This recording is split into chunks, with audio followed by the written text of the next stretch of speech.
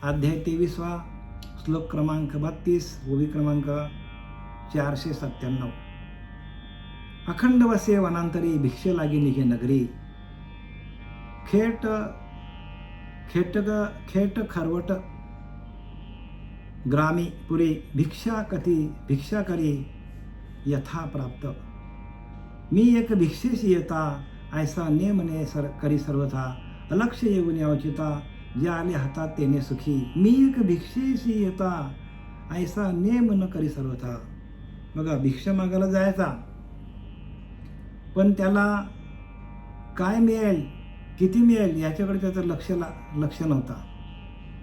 मी एक भिक्षेशी येता, ऐसा नियम न करी सर्वथा. मी काही एका वेळेलाच भिक्षेला जाईन असं त्याचा काही नियम नव्हता. कधीही तो निघायचा. अलक्ष येऊनी अवचिता, जे आले हातात तेने सुखी.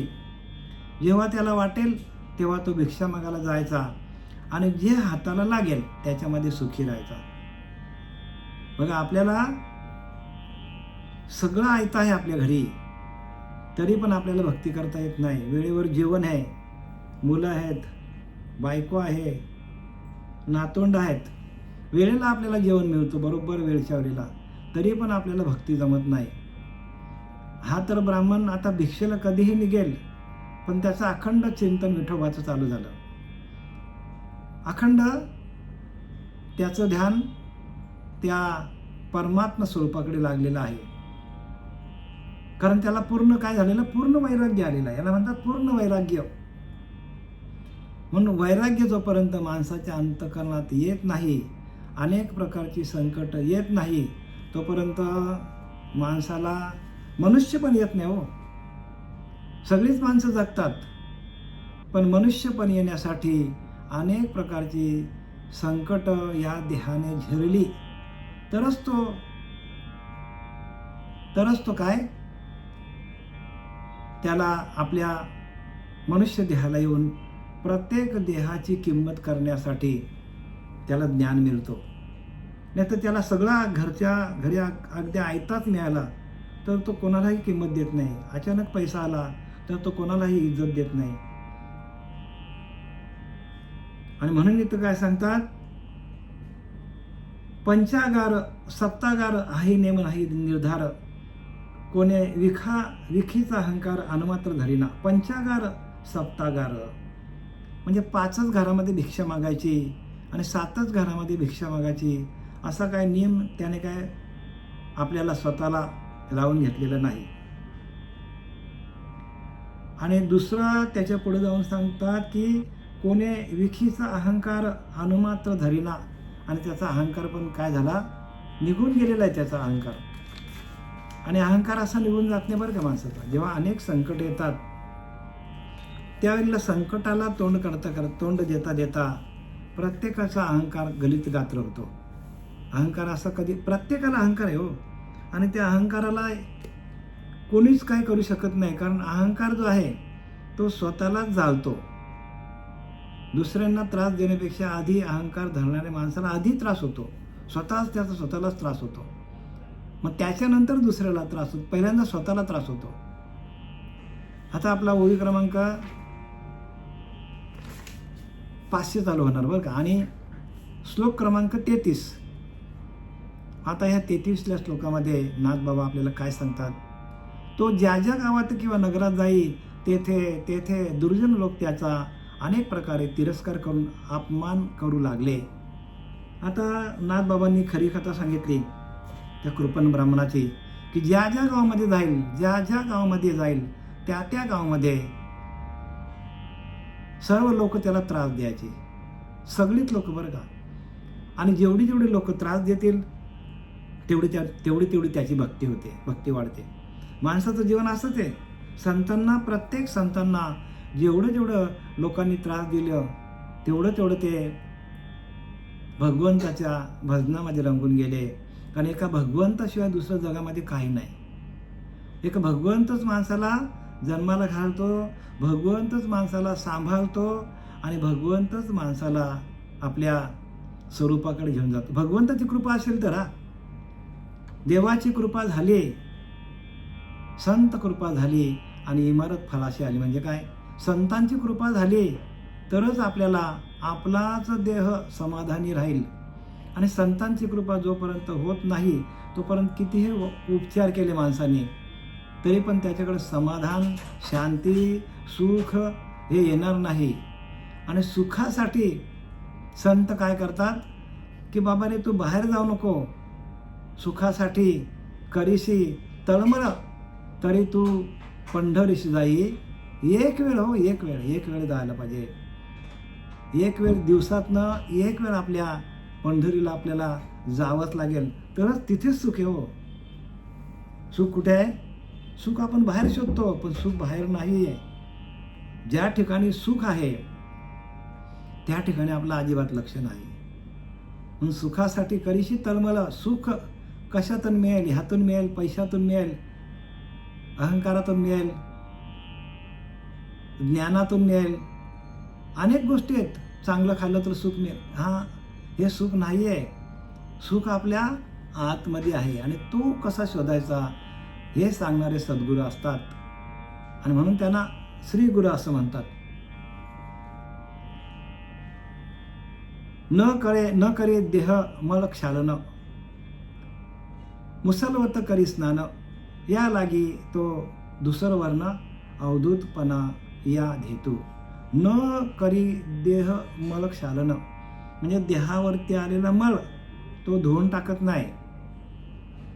वैराग्य आला त्याला आणि त्याला समजलं की हे सगळं जीवन जे आहे हे सगळं दुःखमय जीवन आहे आणि इथे आपल्याला काही भेटणार नाही. कारण संसार दुःखमुळं आहे की नाही. संसार कसा आहे? संसार दुःखमुळं लागते दुःखाचे इंगळ, विश्रांती नाही कोठे काही, रात्रंदिवस तळमळ. आणि ती तळमळ त्यांनी जाणली आणि तो काय झाला? भगवंताच्या मार्गाला लागला. न करे देह मळ क्षालन, देहावरती आलेलं मळ पण धुवून काढत. मुसलवत करे स्नान म्हणजे एकदा तो काय करतो? मुसलवत म्हणजे एकदाच तो काय करतो? पाणी घेतो अंगावरनं, जोरात पाणी घेतो. जेवढा अंगावर पाणी लागेल तेवढाच, बाकी रिकामा राहिला.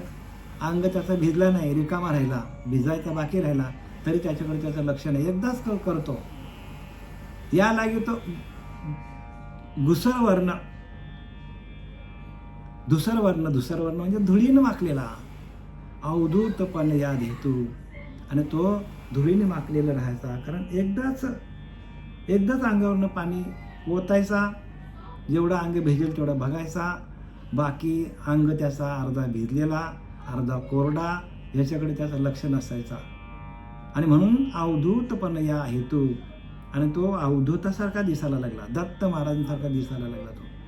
ऐसा विचरता पृथ्वीशी, अवसट आला अवंतीशी, अतिवृद्ध आणि संन्यासी अवधूत वेशी देखिला. ऐसा विचरता पृथ्वीशी, असा तो पृथ्वी तळावर विवरत असताना किंवा हिंडत असताना अवसट आला अवंतीशी आणि तो आपल्या स्वतःच्या अवंती नगरीमध्ये आला. उज्जैनी राजाच्या त्या अवंती नगरीमध्ये तो फिरता अवसटे आला. अचानक तो नगरीमध्ये आला. अतिवृद्ध म्हातारा झाला होता बघा, एकदम म्हातारा झाला. अतिवृद्ध आणि संन्यासी झाला होता तो. अतिवृद्ध आणि संन्यासी. अवधूत वेशी देखील म्हणजे दत्त महाराजांसारखा वेश त्याने केला होता. संन्यास घेतली या जाण पूर्वभूमिका अवलोकन. त्यांनी संन्यास घेतला होता आणि पूर्वभूमिका अवलोकन. आणि त्याची भूमिका काय होती? तर जन्मभूमी होती त्याची. त्या जन्मभूमीवरती आला. संन्यास घेतली या जाण पूर्वभूमिका अवलोकन. स्वतःच्या उज्जैनी नगरीमध्ये तो आला. एक वेळा करावे आपण पद्धती लेखन आचारी. आणि एक वेळ त्याला ती अवंती नगरी बघण्याची इच्छा झाली होती. कारण त्याच्या आचारी म्हणजे त्याच्या गुरुनी सांगितलं होतं की एकदा तरी तू तुझ्या त्या जन्मभूमीमध्ये जा. असा कोणाचा आदेश होता? आचारी, पद्धती लेखन आचारी. त्या आचार्याची अशी काय होती? आज्ञा होती त्याला, एकदा तरी तू अवंती नगरीमध्ये जा. ते नगरीचे म्हणती जण, अरे हा कदर्यू ब्राह्मण, याचे हरपल्या धन, संन्यासी जाण झाला हा. आता हे सगळं कशासाठी? बघा, देवाने एकदा माणसाला, देव तारी त्याला कोण मारी, म्हणजे देवानेच त्याला बुद्धी दिली अशी. भगवंतानीच सगळं घडून आणलेलं आहे. भगवंत काय करतो? ज्या माणसावर अनेक प्रसंग आणतो, मग त्या माणसावर अनेक प्रसंग आल्यामुळे त्याच्या अंतःकरणामध्ये भगवंताचा भाव तयार होतो आणि भावातून भगवंताची भक्ती आहे. मग भावाविन देव न कळे निसंदेह, अजिबात शंका घ्यायची नाही. जोपर्यंत आपल्या अंतःकरणामध्ये भाव तयार होत नाही तोपर्यंत भगवंताची भक्ती नाही होणार. आणि म्हणून भगवंतच काय करतो? भगवंतानेच काय केलंय? त्या ब्राह्मणाला ब्राह्मणावर अनेक संकट आणली भगवंताने. कशासाठी आणली? बाबा यातून बाहेर निघ म्हणून. ज्या वेळेला माणसावर संकट येतात त्यावेळेला माणसाने असं समजायचं की आपल्याला भगवंतच या मृत्यू लोकातून किंवा संसारातून भगवंतच आपल्याला बाहेर काढण्यासाठी, भगवंतानेच आपल्यावर आपत्ती आणली, भगवंतानेच आपल्यावर संकट आणलेली आहेत, असा ज्याचा भाव झाला तर तो सुटला. लक्षात घ्या, ज्यांच्यावर अनेक संकट आल्यानंतर वैराग्य प्राप्त होतो. आणि वैराग्य ज्या वेळेला आपल्या अंतःकरणामध्ये तयार होतो त्यावेळेला आपल्या पिंडामध्ये विवेक जागृत होतो. तरी वैराग्य परते ह्या ज्ञानास तज्ञच नाही. ज्ञानोबाला सांगतात, तरी वैराग्य परते ह्या ज्ञानास तज्ञच नाही, हे विचारून ठेविले देवे. जोपर्यंत वैराग्य नाही तोपर्यंत ज्ञान टिकत नाही. आला ज्ञान गेला, आला गेला, टिकत नाही बरं का. आणि टिकवायचं असेल तर तुमच्या अंतःकरणामध्ये 100% वैराग्य पाहिजे. सगळ्यांच्या बद्दल बरं का, देहाबद्दल, तुमच्या प्रपंचाबद्दल, ज्ञानाबद्दल, हे सगळं काहीच नाही. हे सगळं इथंच राहतो का? कोण काय घेऊन जातो सांगा नका. सगळं इथंच राहणार आहे. ज्ञान कमवलं तर इथंच राहणार आहे, ध्यान पण इथंच राहणार आहे, प्रपंच इथंच राहणार आहे. ह्या देहाला ज्या व्याधी आहेत, ज्या आपल्या देहाला व्याधी आहेत, त्या पण ह्या देह आहे तोपर्यंतच आहेत. देह गेला की ते व्याधी पण जातात देहाबरोबर. म्हणजे देह जो काय मिळालेला आपल्याला, या देहाला उपाधी आहेत. देहाला काय आहेत? उपाधी आहेत.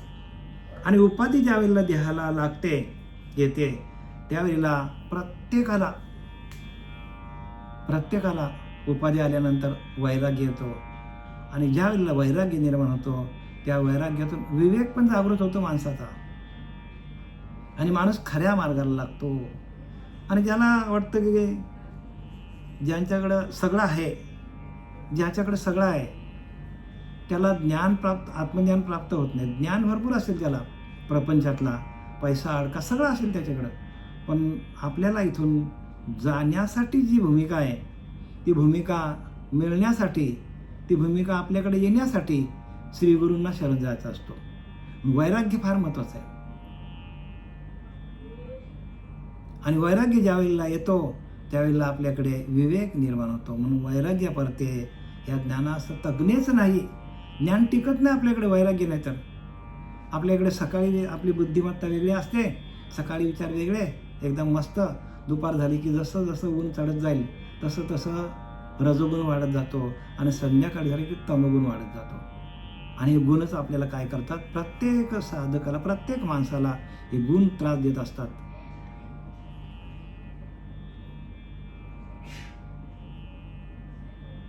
ते नगरीचे म्हणती जण, अरे हा कर्दवी ब्राह्मण, याचे हरपल्या धन, संन्यासी जाण झाला.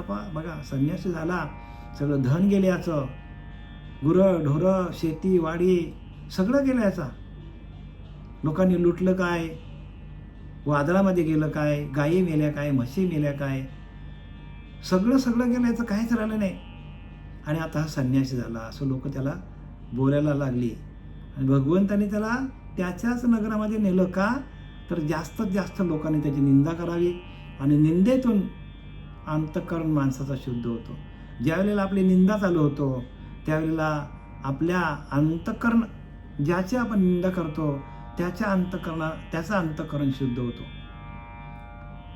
आणि ज्याची आपण निंदा करतो त्याने केलेलं जे काय कर्म असतील ते कर्म आपल्याकडे येतो, चालत येतो. समोरच्या माणसाची आपण निंदा केली की त्याचं पाप कमी होतो आणि त्याने केलेलं पाप आपल्याकडे येतो. असा वेदांचा नियम आहे बरं का. असं वेदांनी हे सांगितलं आहे की ज्याची आपण जास्तीत जास्त निंदा करू त्याचं तो शुद्ध होतो, त्याचं अंतःकरण. आणि एकदा का त्याचं अंतःकरण शुद्ध झालं की जो निंदा करणार आहे त्या निंदा करणाऱ्या माणसाकडे सगळं पाप जाऊन बसतो. म्हणून कोणाचीही निंदा करू नये. निंद्याविषयी अनेक पाप नाही लिहिलेले. निंद्यासारखं दुसरं पाप जगामध्ये नाही, लक्षात घ्या. म्हणून निंदा होताच कामा नये कोणाची. म्हणून त्याला मुद्दाम तिथं पाठवलं. कुठे पाठवलंय? अवंती नगरीमध्ये. का? जा बाबा, तुझ्या लोकांनी सगळी निंदा केली की तुझ्याकडे अजून काय थोडंफार पाप असेल ते सगळं निघून जाईल आणि ते लोकांमध्ये वाटलं जाईल आणि तू शुद्ध धुतल्या तांदळासारखा काय होशील? स्वच्छ होशील, निर्मल होशील. आणि म्हणून गुरूंनी त्याला आज्ञा दिली होती की बाबा रे, तू हे सगळं झालं, आता तू काय कर, तुझ्या अवंती नगरीमध्ये प्रत्यक्ष जा आणि अजून तुझी निंदा होऊ दे. मग तुझ्याकडचं जे काय पाप आहे ते सगळं धुवून काढतील लोक आणि मग तू शुद्ध होऊन माझ्याकडे येशील. भगवंताचीच आयडिया बरं का. मग प्रत्येकाने लक्षात घ्या, निंद्याविषयी अनेक पाप नाही, निंदा होताच कामा नये कोणाचीच.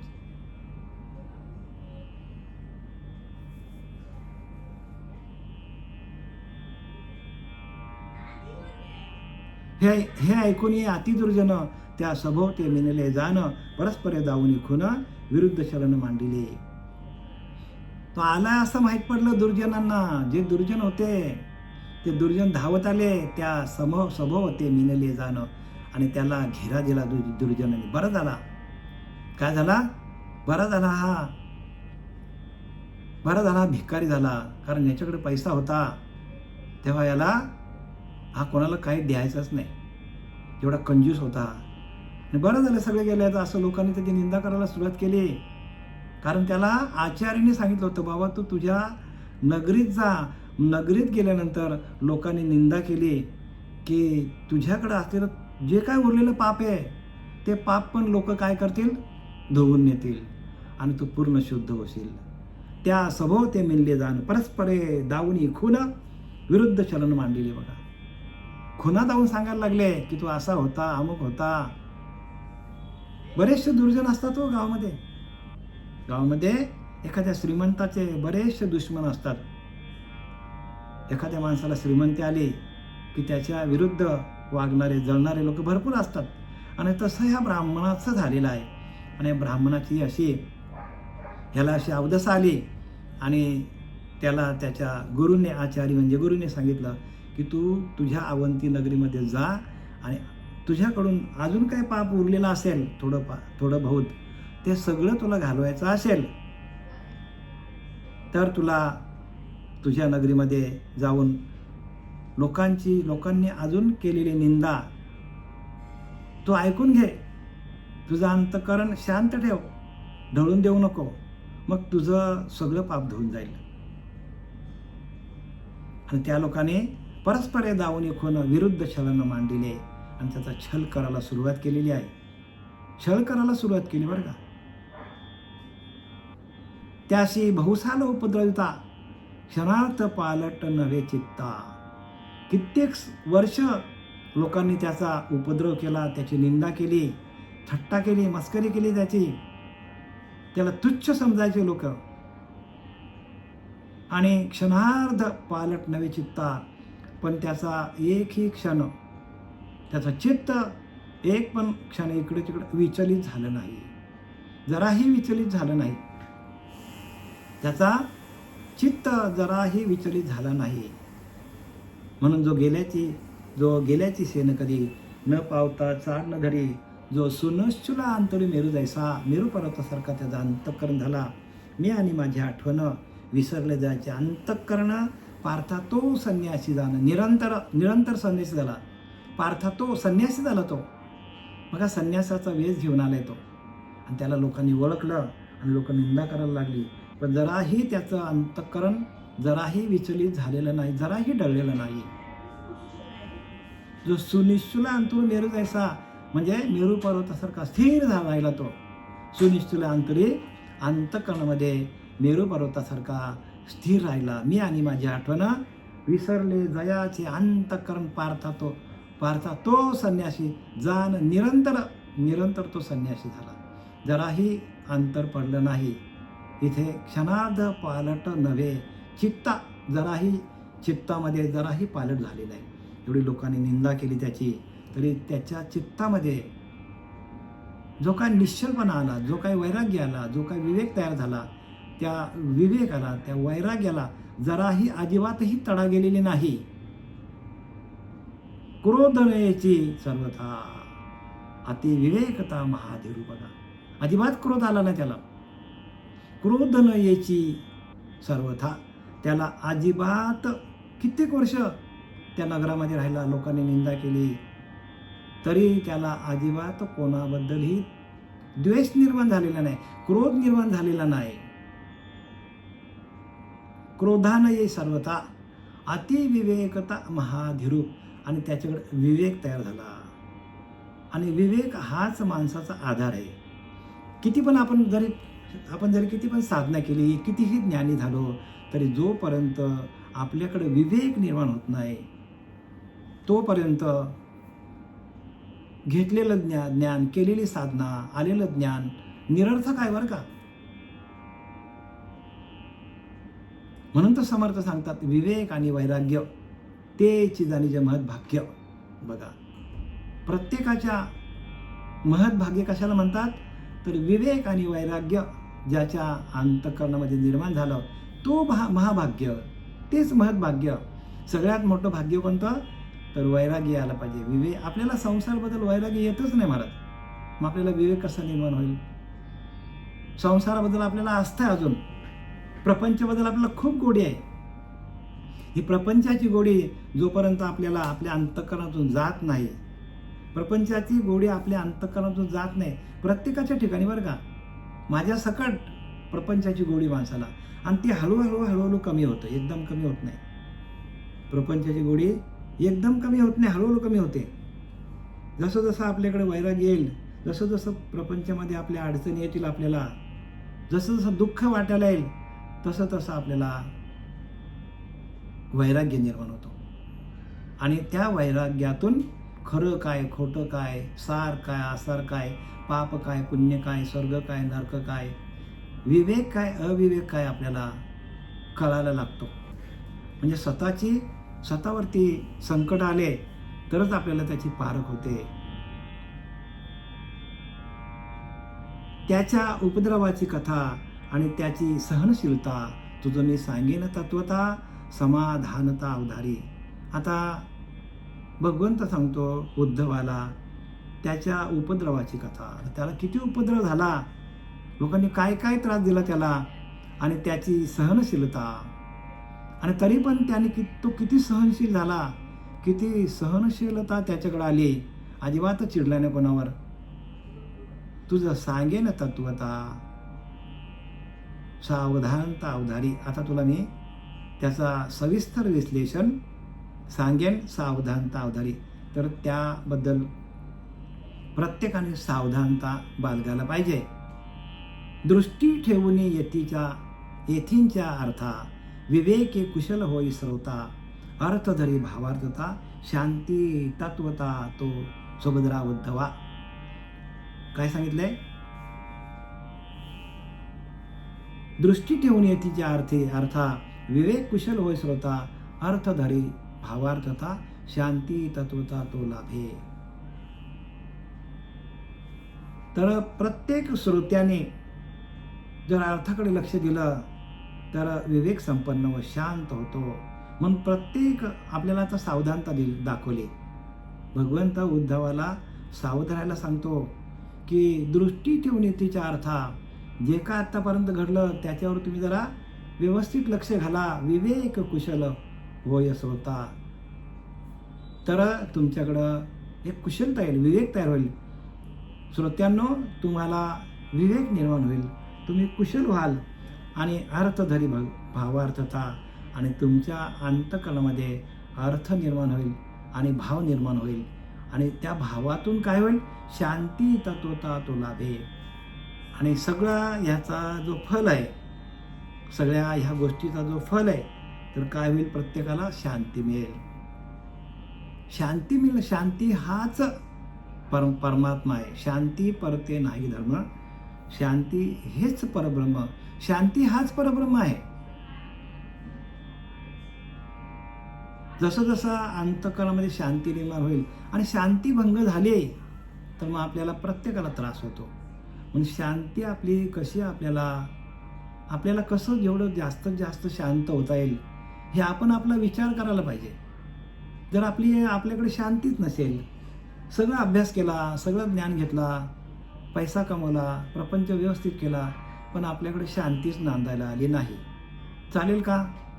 कारण शांती हेच परब्रह्म आहे आणि ते शांती आपल्याला मिळावी म्हणून आपल्याला भगवंत ह्या कृपण ब्राह्मणाला त्या धनलोभापासून, त्या प्रपंचापासून देवानीच बाजूला काढलं. त्याला अनेक संकट भगवंताने आणली.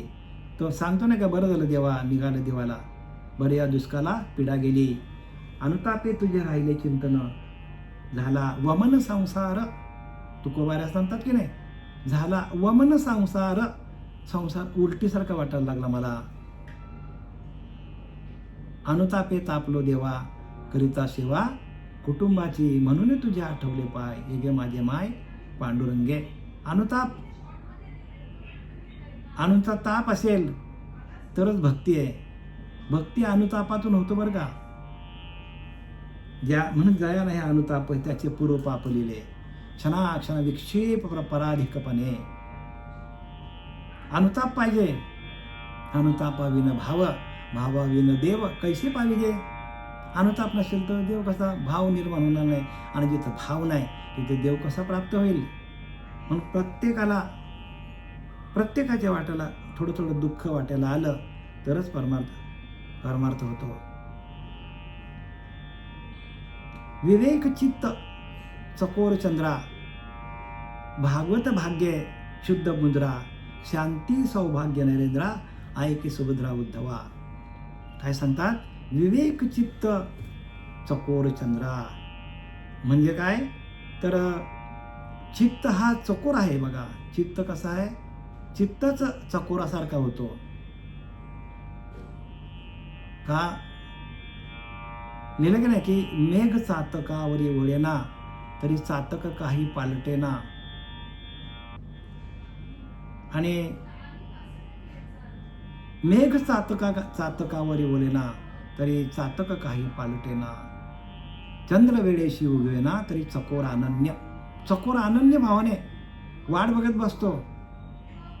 अनन्य भावाने बरं का. भगवंताला ते आपल्याला पक्ष्यांची उपमा दिली बघा. प्रत्येक माणूस हा पशुसारखाच आहे आणि म्हणून पक्ष्याची उपमा दिली की मेघ चातकावर वळेना, तरी चातक काही पलटेना. वेळेवर पाऊस पडला नाही तरी पण चातक पक्षी फक्त आणि फक्त ढगांचाच पाणी पितो. अगदी तळे, नदी, नाळ्या, सरोवर सगळे भरून गेले तरी त्यातला पाणी तो पित नाही, त्याला ढगातलाच पाणी लागतो. तसा आपला प्रत्येकाचा भाव एका भगवत स्वरूपाकडे, भगवत तत्वाकडे, एकच परमात्म्याशी, एकच परमात्मा तत्वाशी आपला भाव निष्ठूर व्हायला पाहिजे, तरच आपल्याला ती भक्ती होईल. आपण अनेक देवतांच्या पूजा करीत जरी बसलो पण जोपर्यंत एकाकडे येत नाही, कारण सगळ्यांना चालवणारा एकच पांडुरंग परमात्मा आहे आणि तो एकच आपल्या अंतःकरणामध्ये बसलेला आहे. एकच अंतःकरणामध्ये आहे. आणि त्या एकाशी एकरूप होण्यासाठी, एकाशी एकरूप झालो तरच आपल्याला ज्ञान होईल. म्हणून विवेक चित्त चकोर चंद्रा, चित्तामध्ये विवेक निर्माण होतो आणि चकोर चंद्रा, आणि विवेकरूपी चंद्र, विवेकरूपी चंद्राचा चित्तामध्ये, विवेकरूपी चंद्राचा चित्तामध्ये प्रकाश पडतो. चित्तामध्ये प्रकाश पडला पाहिजे बरं का. जोपर्यंत अनेक प्रकारची संकट येत नाही तोपर्यंत चित्ताकडे प्रपंचच भरलेला आहे, विवेक निर्माण होत नाही. आणि भागवत भाग्य शुद्ध मुद्रा, आणि भागवत भाग्य म्हणजे भगवंताची भक्ती, भगवंताची भक्ती. चित्त हा चकोर आणि तो विवेकरूपी चंद्र आहे. बघा, चित्त काय आहे? चकोर आहे, आणि भगवंत कसा विवेकरूपी चंद्र आहे.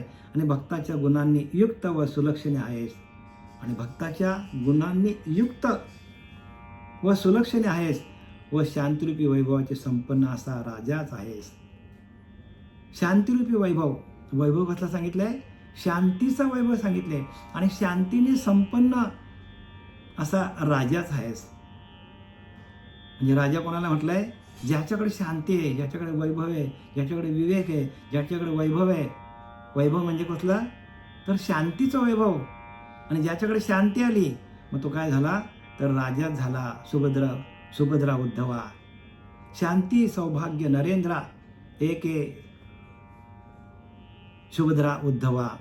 आकळावया निज शांतीशी कृष्ण संबोधी उद्धवाशी, ऐसे सावध करून त्याशी दशा ते ऐशी शांतीचे. म्हणजे उद्धवाला या स्तुतीने आधीच आत्मशांती लाभावी. उद्धवाला हे ऐकून त्याच्या आधीच शांती लाभावी. म्हणून भगवंताने हे आपल्याला काय, हे कृपण ब्राह्मणाची कथा सांगितली. उद्धव म्हणजे कोण? आपण आपल्याला सांगण्यासाठी, आपण सावध होण्यासाठी, आपल्या अंतःकरणामध्ये भाव तयार होण्यासाठी उद्धवाला या स्तुतीने आधीच आत्मशांती लाभावी असा श्रीकृष्णाचा हेतू होता. आणि म्हणून श्रीकृष्ण म्हणाला शांतीचे असे स्वरूप असते. आणि शांतीचं स्वरूप सांगितलंय, जे का आपल्याला आता विवरण दिलं ते शांतीचं स्वरूप आहे. शांती कशी प्राप्त होईल त्यासाठी माणसाला अनेक प्रकारचे प्रसंग यावे लागतात. आणि प्रसंग ज्या वेळेला माणसावर येतात आणि त्या प्रसंगातून आलेली जी अनुभूती आहे, जो अनुभव आहे, जी प्रज्ञा जागृत होते, आणि त्या प्रज्ञेतून आपल्याला शांती निर्माण होतो. नाही तर जगामध्ये भरपूर लोक आहेत, त्यांना पैसा कमवला, प्रॉपर्टी कमवली, तर त्यांना शांती आहे पण ती तात्पुरती आहे. ही शांती कधीच ढळत नाही. अशी शांती कुठे आहे? आपल्याच आतमध्ये आहे. पण ती शांती आपल्याला कधी प्राप्त होईल? जर भगवंताची प्रत्यक्ष आपल्यावर कृपा झाली तर. संतांवर प्रत्यक्ष भगवंताची कृपा झालेली आहे. नवे नवे संत प्रत्यक्ष त्यासाठी आलेले आहेत, अवतार घेऊन आलेले आहेत. आम्ही भी घडलो तुम्ही भी घडा. काय सांगतात? आम्ही भी घडलो तुम्ही भी घडा. म्हणजे आम्ही जसं घडलो, अनेक लोकांनी आम्हाला त्रास दिला, आणि त्या दिलेल्या त्रासातून आम्ही भी घडलो तुम्ही भी घडा. म्हणजे आम्ही जसं घडलो तसं तुम्ही पण घडावं. आम्ही बिघडलो नाही बरं का. संत सांगतो आम्ही बिघडलो नाही. लोकांनी त्रास दिला, लोकांनी मारलं, कोणी काट्यानं मारलं, कोणी काय केलं, कोणी अंगावर थुंकले, काय अनेक प्रकारचं छल केला, पण त्यातनं आम्ही घडलो म्हणजे काय? त्या शांतीशी एकरूप झालो. शांतीशी एकरूपनं जसं जसं जवळ करी माझी भक्ती, तव तव अविद्या निवृत्ती, जेणे माझ्या स्वरूपाची प्राप्ती, श्रुती वेदांती अतर्क्य. जसं जसं आपली भक्ती होईल, जसं जसं आपल्याकडे वैराग्य विवेक येईल, तसं तसं आपल्याकडे भक्ती वाढते. तशी प्रत्येक साधकाची भक्ती वाढली पाहिजे.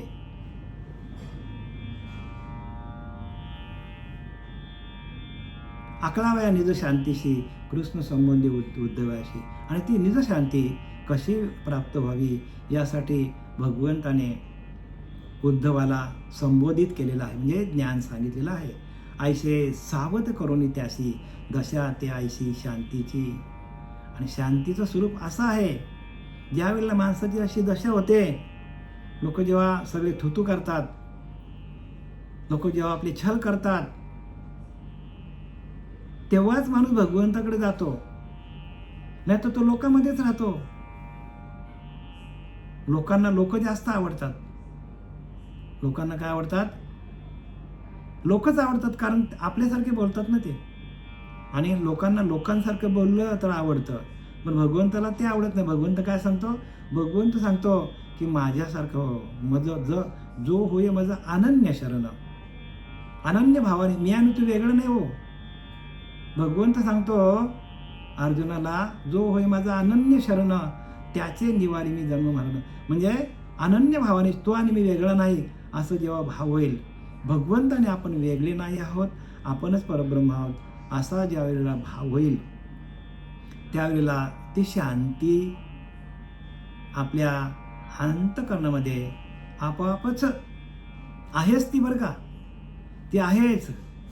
ते आपोआपच काय होतो? आपोआपच आपल्या अंतःकरणामध्ये ती शांतीचा स्फुरण होतो. आहेच आपल्याकडं आनंद स्वरूप अवस्था ओरिजिनल आपल्याकडे आहे, पण ती दडलेली. का दडलेली आहे? तर आपल्या अंतःकरणावर अनेक प्रकारचे मळविक्षेप आवरण आलेले आहेत, आणि ते घालवायचे असेल तर आपल्याला शांती पाहिजे. दशा ते ऐशी शांतीची. अवरोधिता जीविकेशी, सन्मान देता अपमानेशी, जो सर्वथा नये शोभाशी, शांती त्यापाशी ती ऐक. आता सांगतात बघ उद्धवा, काय सांगतात भगवंत? कोणी निर्वाहाच्या साधनात अडथळा आणला किंवा सन्मानाऐवजी अपमान केला तरी त्या भिक्षूला क्रोध येत नाही, त्याची शांती कशी होती ते ऐक. आता त्यांनी या ब्राह्मणाची कृपण ब्राह्मणाची शांती कशी होती त्याचं पुढच्या श्लोकामध्ये आपल्याला विवरण भगवंत आपल्याला देणार आहेत, भगवंत उद्धवाला सांगणार आहेत, आणि ते आपण पुढच्या उद्याला आपण बघूया. झालेली सेवा आपले सच्चिदानंद सद्गुरू श्रीपाद बाबा, रामदास बाबा, नारायण बाबा, नाना बाबा, पांडुरंग दिवेकर बाबा या सर्वांच्या चरणी समर्पित करीत आहे.